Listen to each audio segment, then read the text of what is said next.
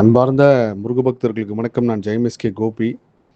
இந்த குரல் பதிவு எது சம்மந்தமானதுன்னா, நான் சொல்லக்கூடிய விஷயம் கண்டிப்பாக எல்லாருக்கும் ஏதோ ஒரு வகையில் அவங்க வாழ்க்கையில் நடந்த ஒரு சம்பவத்துக்கும் நான் சொல்லக்கூடிய விஷயத்துக்கும் கனெக்ட் ஆகும்.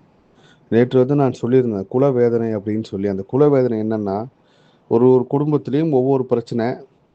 குறிப்பாக ஒருத்தங்க தொடர்ந்து ஒரு ஃபேமிலியில் விபத்தில் இருக்கிறாங்க, இல்லை தொடர்ந்து ஒரு ஃபேமிலியில் அவங்களுக்கு கிட்னி சம்மந்தப்பட்ட பிரச்சனை இறக்குறாங்க, இல்லை தொடர்ந்து ஒரு ஃபேமிலியில் 45 வயசு அவங்கக்கிட்ட வரும்போது அவங்க ஃபேமிலி யாராவது அந்த ஏஜ் வரப்போ ஹார்ட் அட்டாக்ல இறந்துறாங்க. இந்த மாதிரி இப்போ கிட்டத்தட்ட ஒரு 150 200க்கு மேலே ஒரு தொடர்பியல் விதி ஒவ்வொரு குலத்துக்குமே வருது. இது ஏன் வருது, எதனால் வருது அப்படின்ற ஒரு விஷயம் ரொம்ப டீப்பாக தேடி போகிறப்போ அவங்க முன்னோர்கள் எங்கேயோ ஒரு வகையில் ஒரு விஷயத்த பண்ணியிருக்காங்க.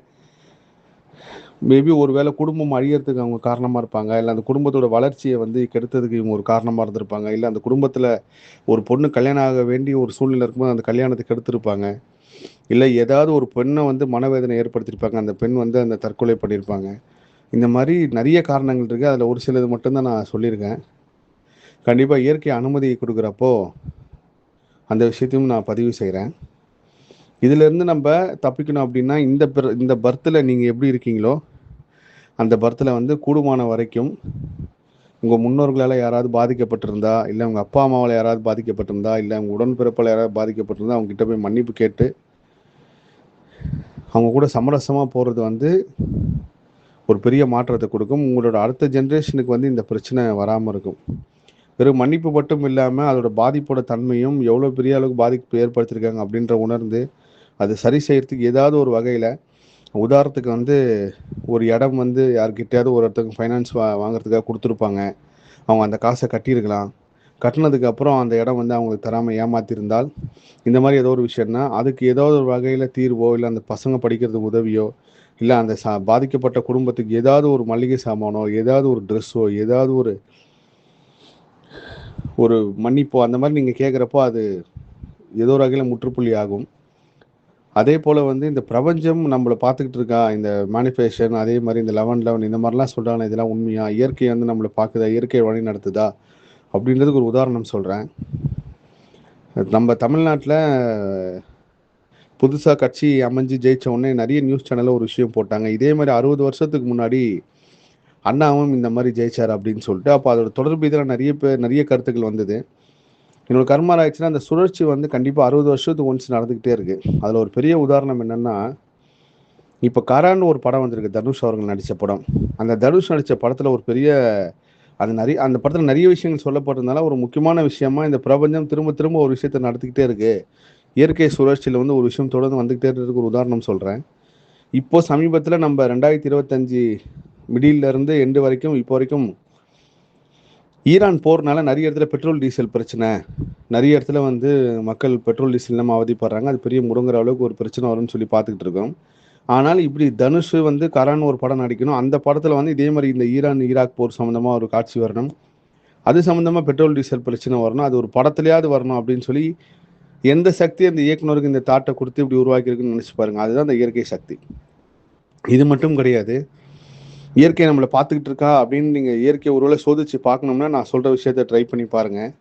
இன்றைக்கி தேதி ஜூன் 2. இன்றைக்கி ஏதாவது ஒரு ஹாஸ்பிட்டலுக்கோ, இல்லை ஒரு போலீஸ் ஸ்டேஷனுக்கோ, இல்லை ஒரு பழக்கடைக்கோ, இல்லை ஏதாவது ஒரு இடத்துக்கு நீங்கள் போய் அந்த இடத்துல போய் நின்று ஒரு 10 நிமிஷம் 20 நிமிஷமாவது இருந்துட்டு அந்த இடத்தோட டைமு, அந்த இடத்தோட நேரம் அதெல்லாம் நோட் பண்ணி வச்சுருங்க. இந்த இடத்துக்கு இந்த டைமில் வந்தேன்ட்டு கரெக்டாக 60வது நாள் அந்த இடம் சம்மந்தமான ஒரு விஷயமாவோ, இல்லை திரும்ப அதே இடத்துக்கோ, இல்லை அந்த நீங்கள் ஒரு இடத்துல ஹோட்டலில் சாப்பிட்டதோ, இல்லை அப்படின்னா ஒரு ஜூஸ் கடையில் போய் ஜூஸ் குடித்ததோ, அப்படி இல்லைன்னா அந்த போலீஸ் ஸ்டேஷன் போனதோ, அப்படி இல்லைன்னா கோர்ட்டுக்கு போனதோ, அப்படி இல்லைன்னா திரும்ப நீங்கள் ஹாஸ்பிட்டலுக்கு போனதோ, தொடர்ந்து இந்த 60வது நாள், இன்னைக்கு ஜூன் 2, இதுலேருந்து 60 நாள் செக் பண்ணி பாருங்கள். அதே தொடர்ச்சி அதே இடம் உங்கள் வாழ்க்கையில் நிற்கும். இதுதான் பெரிய ரகசியம், மேற்கொண்ட ரகசியம். இதுவும் அனுமதி வாங்கி தான் சொல்கிறேன். இப்படி தான் 60 நாள், 60 மாதம், 60 வருஷம் தொடர்ந்து நம்ம வாழ்க்கையில் ஒரு விஷயம் நடந்துக்கிட்டே இருக்குது. இது ஒரு பெரிய ஆச்சரியமான ஒரு விஷயம். இன்னொரு முக்கியமான விஷயம் என்னென்னா, நீங்கள் என்ன பக்தியில் இருந்தாலும், எவ்வளோ விஷயத்தில் இருந்தாலும், நான் வைகாசி விசாகம் அப்போது ஒரு குரல் பதிவு பண்ணியிருந்தேன். அதில் ஆடு, மாடு, கோழி இதெல்லாம் கொலை பண்ணுறத விட ஒரு மனித உயிரை துன்புறுத்துட்டு தான் ஒரு பெரிய பாவம் சொல்லிட்டு அதை நிறைய பேர் திரும்ப திரும்ப இந்த கமெண்ட்லேயும் பண்ணியிருந்தாங்க. அதுக்கு ஒரு குரல் வடிவாகவும் சொல்கிறேன். நீங்கள் சக மனிதனுக்கு பாதிப்பு ஏற்படுத்துறது தான் இருக்கிறதுலே பெரிய பாவம். மற்ற பாவமும் உண்மைதான். ஒரு ஆட்டை கொலை பண்ணுறது, கறிக்காக கொலை பண்ணுறது, ஒரு கோழி சாப்பிட்றது, இது எல்லாமே ஏதோ ஒரு வகையில் ஒரு கர்ம தொடர்பில் நீங்கள் பிடிக்கலாம் கூட அது செய்கிற கட்டத்துக்கு வந்துடும். ஆனால் ஒரு மிகப்பெரிய பாவம் என்னென்னா, சக மனிதனோட மனதை செய்யாத குற்றத்துக்காகவோ இல்லை தெரியாத விஷயத்துக்காகவோ பொய் சொல்லியோ இல்லை தப்பாக சொல்லியோ அந்த ஆன்மாவை கஷ்டப்படுத்துறது தான் ஒரு பெரிய பாவம். அந்த பாவம் பண்ணதுனால தான் நம்ம திரும்ப திரும்ப இந்த மாதிரி நீங்கள் எந்த தப்பும் செய்யாமல் தண்டனை வாங்குறது, நான் வந்து ரொம்ப ரொம்ப நல்லது தானே பண்ணேன், ஏன் எனக்கு கெடுதல் பண்ணாங்க அப்படின்னு கேட்குறது, எல்லாமே இந்த கர்ம சுழற்சியில் வர்றது தான்.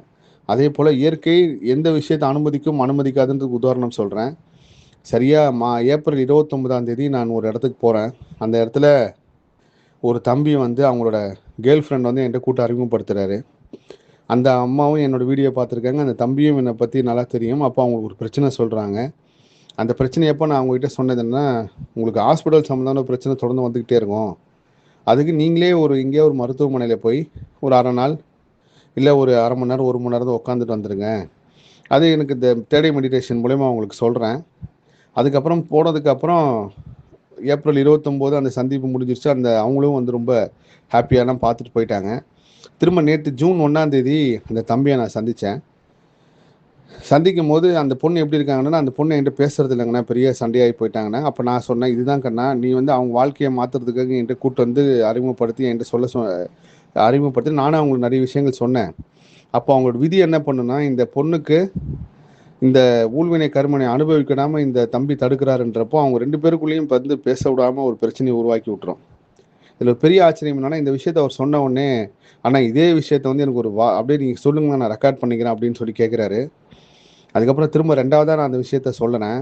அவர் ரெக்கார்ட் பண்ணுறாரு. ரெக்கார்ட் பண்ணி அனுப்புனதுக்கப்புறம் ஒரு 10 நிமிஷம் கழிச்சு திரும்ப எனக்கு ஃபோன் பண்ணி, நீங்கள் சொன்னது எதுவுமே ரெக்கார்ட் ஆகலை, வாய்ஸே இல்லை, திரும்ப சொல்லி அனுப்ப முடியுமான்னு கேட்டார். அப்போ நான் சொன்னேன், இல்லைங்கண்ணா அது இயற்கை வேண்டான்னு தெரிஞ்சிச்சுன்னா விட்டுருங்க, நீங்கள் அந்த பொண்ணை எனக்கு ஃபோன் பண்ண சொல்லுங்கள், நான் இந்த விஷயத்த ஃபோனில் சொல்கிறேன் அப்படின்னு சொன்னேன்.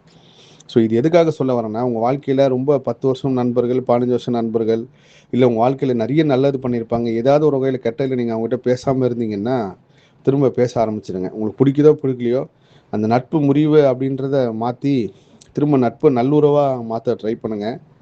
மேபி அவங்களால தான் அவங்க வாழ்க்கை எங்கேயோ ஒரு கட்டத்தில் அடுத்த கட்டத்துக்கு போகிறதுக்கும் ஒரு மாற்றம் வரத்துக்கும் காரணமாக இருப்பாங்க. ஸோ பிரபஞ்ச ரகசியங்களே இது ஒரு பெரிய உண்மை. எல்லா புகழும் முருகனுக்கே நன்றி. அன்பார்ந்த முருக பக்தர்களுக்கு வணக்கம். நான் ஜெயம் கோபி. இந்த குரல் பதிவு போன குரல் பதிவோட தொடர்ச்சி தான். நான் அதில் ஒரு பையன் ஒரு பொண்ணை பற்றி சொல்லியிருப்பேன்.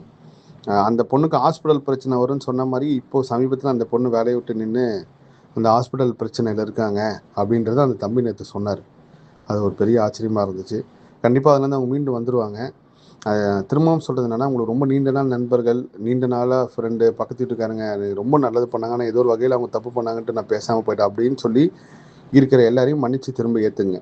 அது கணவன் மனைவி உருவாக இருக்கலாம், காதலன் காதலி உருவாக இருக்கலாம், இல்லை நட்பு 10 வருஷம் பழக்கம், எதுவாக இருந்தாலும் அவங்கள மன்னித்து, ஓகே நான் இதுக்கப்புறம் நான் வந்து நல்ல நட்போடு இருப்பேன் அப்படின்னு நீங்கள் மன்னிக்கிறது மட்டும்தான் உங்கள் கர்மாவோட மாற்றக்கூடிய மிகப்பெரிய ஒரு பாலமாக இருக்கும். அதே போல் வந்து அவங்களால திரும்ப உங்கள் வாழ்க்கையில் நல்லது நடக்கும். அந்த நல்லதையும் நீங்கள் அனுபவிக்க தயாராருங்க. எல்லா புகழும் முருகனுக்கே நன்றி.